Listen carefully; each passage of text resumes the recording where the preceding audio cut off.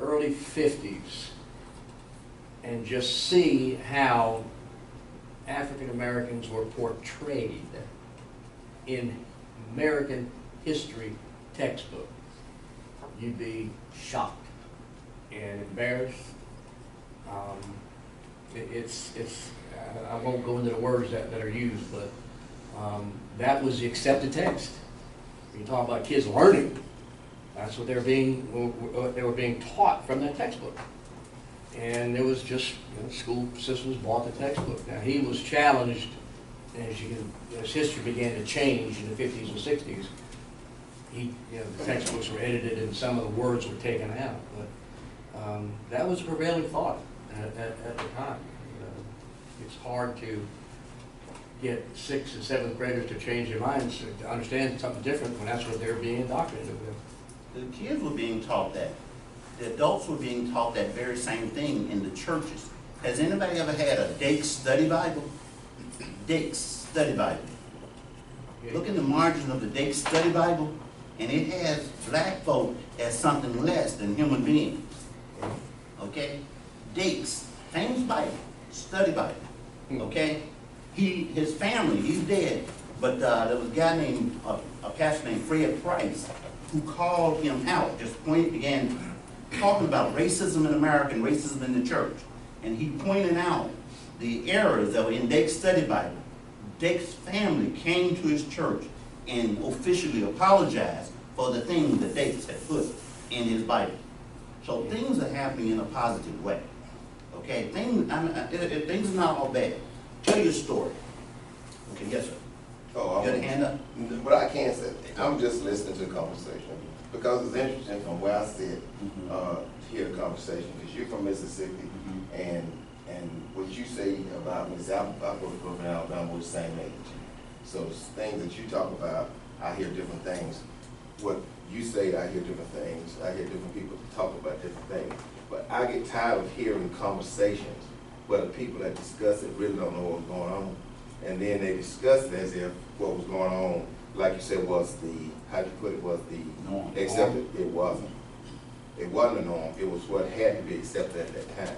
It wasn't a norm. And so when people talk about it, they say, well, we did this and all. I hear people fighting for this before this started happening. People fighting that. Stuff was happening in Alabama and everywhere else. And the only reason that we talk about the Birmingham stuff is because it was on TV. And President Kennedy saw, and the country, we were over in other countries where most people got brown skin, and they saw the dogs and stuff. And so then he had to do something, because we over in another country trying to tell people about freedom and democracy, and the people that look most like them were getting dogs. And so when they tell a story, and you tell a story like this in perspective of that, in perspective of that was not a day that any black people agreed that you should be treated less than a person. It was just all you could do at the time. And when we look at the situation, and we were taught different things at the time. We were not taught to be less than anybody else, but we were not taught to be better than anybody either. So we were taught that way. And as far as the Bible goes, if you read the Bible, which I always tell people, it was written by, it was translated by European people. And if you read what's in there, it'll tell you where everything is. So once you learn the knowledge, you realize things. But nobody, I mean, honestly, I can honestly say we had a little bit of this, a little bit of that, but as far as hatred and stuff like that, it was a few people, not a lot of people. And if you go to Alabama and talk to people, they'll tell you this. When we talk about other people saying when they come to Alabama what they say, and it wasn't even like that. We had some stuff going on here, stuff going on there, but the majority of the people were doing it because, our country couldn't be the way it is if that was the hatred that existed over big thing. It couldn't be, because you hear that, and you know what percentage of black, quote, black people live in the United States of America? Does anybody know? A black folk? The percentage, and I always 12. 12, 15%. Now you make it 12 on the test. How you gonna pull it up to passing grade? So if you just look at the real picture, we all had to work together to get where we are. And a few did something, a few did. And now, and go ahead. I want you, because I was going to ask you next. But since you want to hear, what do you think? But it's not doom and gloom kind of thing. It's like over a period of time things happen, because we couldn't vote. I mean, I was born, I couldn't vote. And when we talk about things, we never change that. You do realize that if Gavin, can you vote, Gavin? I can't, but that's my fault. But you can, right? So we talk about the dreamers and stuff like that, right? Okay, you know that if you come to the United States of America, illegal, have a baby, that child is a citizen. You know that child can vote. You know that? You know how I can vote? You know why I get to vote? Because there's a bill that has to be passed, the Voting Rights Act, that says my ancestors here, but I gotta have a bill that's gotta be signed every so many years to give me the right to vote. And we talk about all this other stuff. If it's that big a deal, why don't you get rid of the bill? Because I'm a citizen, I was born here. I didn't know about that. My ancestors weren't forced to be here. I mean, weren't free to come on free. I was supposed to. But I can only vote if I get a bill passed. But they can vote, but then that. So when we talk about this stuff, to me, I like to hear people say, I like you to focus on real issues and stuff. And that, because talking about the past is good, because you don't talk about the past, that's to relive it, they said, but trust me, it won't be relived like that ever again, because Dr. King, the freedom and stuff, that's gone. Everybody got guns now. So it wouldn't be that's a fact. It won't be like that again. But we ain't gonna fight each other like that anyway, because it's too mixed, we all mixed in. But I just like to sit there and listen. Michael, are you saying that we need to pass a bill every few years so that black people can vote? There's something called the Voting Rights Act. Every so often, they do that. It has to be renewed. Sounds archaic. Well, it is archaic, but we talk about this other stuff, but I can't vote on this. But that's real. The bill, Yeah, if the It's bill not a doesn't law, pass, it's an act. if the bill doesn't pass every year, I don't get to vote. You know, sitting Not here, every year, not every year. They normally pass it for a period of Like every 25 some years. years. sitting here and listening to the conversation, and I get it. I really get it. But I grew up north in New York. Really? Thank you. The yacht. There wasn't.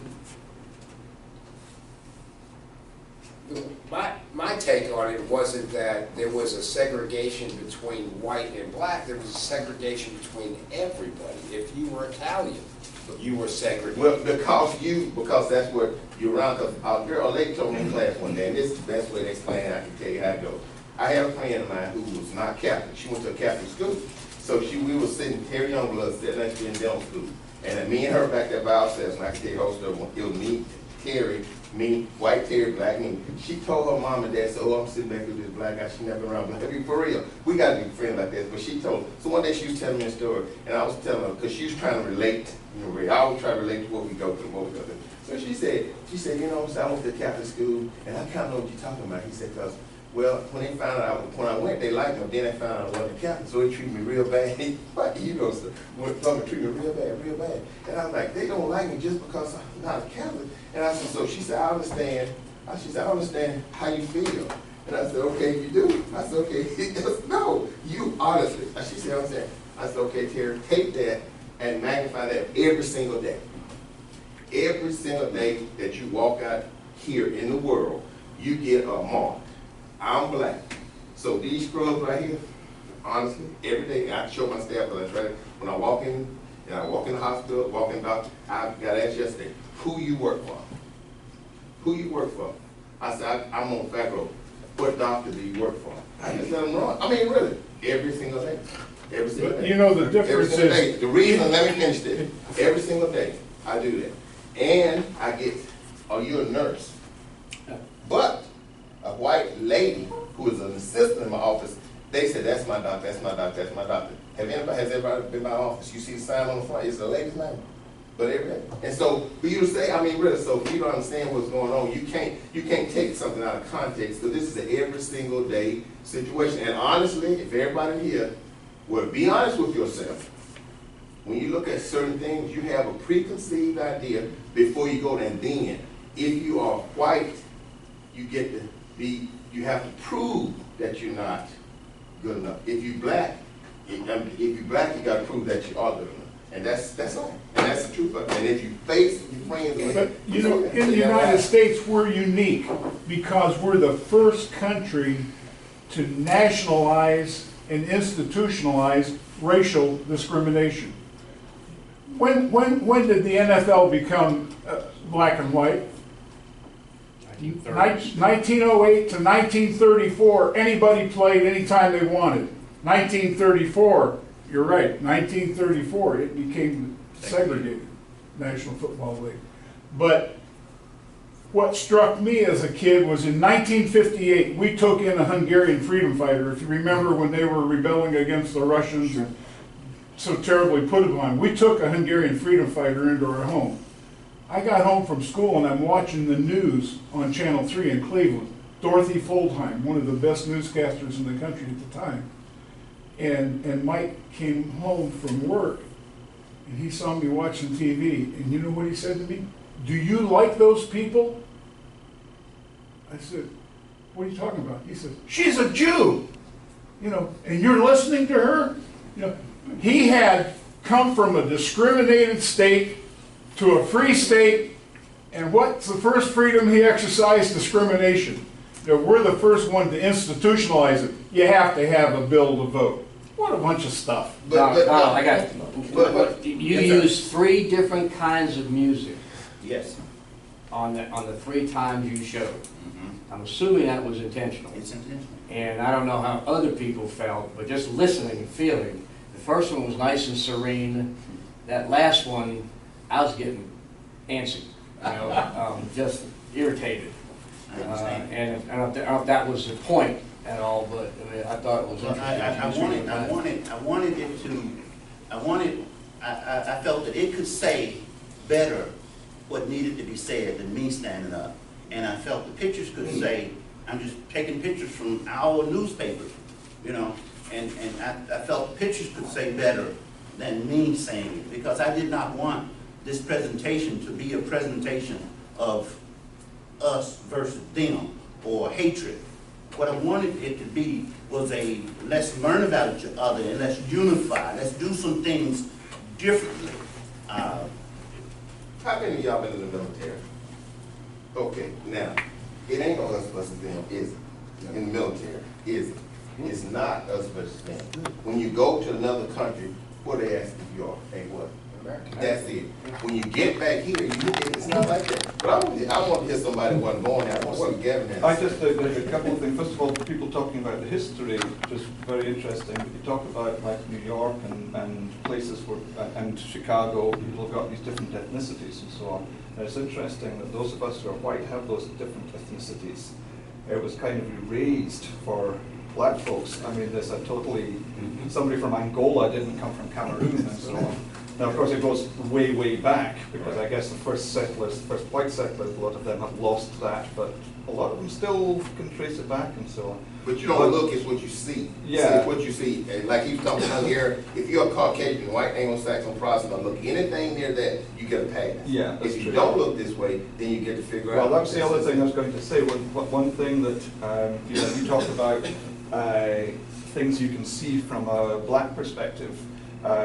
From a white perspective, you can sometimes see some things that are not very nice that you might not actually see these days as a black person. My neighbors, I live in a fairly, I'm surrounded by nice rednecks, you know, at least they're nice to me. And I remember going to a pig picking just after I'd arrived, and to hear the casual racism that I heard from those people who would not have said that to a black person, but it was, hey, you know, we're all together, you know. You could hear some things that, I mean, I'm very optimistic about the next generation that I think are so much better than our generation. But we see there's a lot of stuff we still see there. it, Gavin. We do see it, and we do know it exists. Yeah, well, I know you know it And exists. we hear it. I mean, we hear that. It's But not- I'm it's saying not- you can, And we hear it. it would be embarrassing. Yeah, it's embarrassing, but we hear Because it. it's not the black folks that come off badly from what these people are saying, that's for Well, sure. Well, we're not trying to hurt nobody. And I had never heard anything like that. And yet these people Yeah. are nice people. Well, Yeah. are they? You know, I mean, are they nice people? We hear it. When you look at the history of America, when you look at the history of America, say this and shut up. The history of America, even after slavery, we were talking about being from New York. If you look at the pictures, the early pictures of when each different set of immigrants come from a different country, let's say, I don't even know which came first, let's say the Germans got here first, the English were here first, and the Germans wanted to come. There's pictures of the English on the dock beating up the Germans because they come and take their jobs. And then when the Italians decided to come, There are pictures of the English and the Germans beating up the Italians Right. because they're taking their job. Oh, yeah, Every time a new group came over, they got, Segregated. well, they got integrated into that group after the next Right. group came over. You know, we are friends if somebody new comes in, but that never happened to black folks. Because we didn't come like that. Okay, didn't we come were like that. never invited into the pot. We did not come like that. You know what I'm We were supposed to be saying? there. We were considered a threat, okay? But I want to say this, is that when you look at 12% of the population and you elect Barack Obama, you cannot say there was a black group that elected Barack Obama, okay, if it's only 12% of the population make up black folk, okay? And so I believe that change is coming, and change has come. And that's the note I want to end on, is that the glory is coming.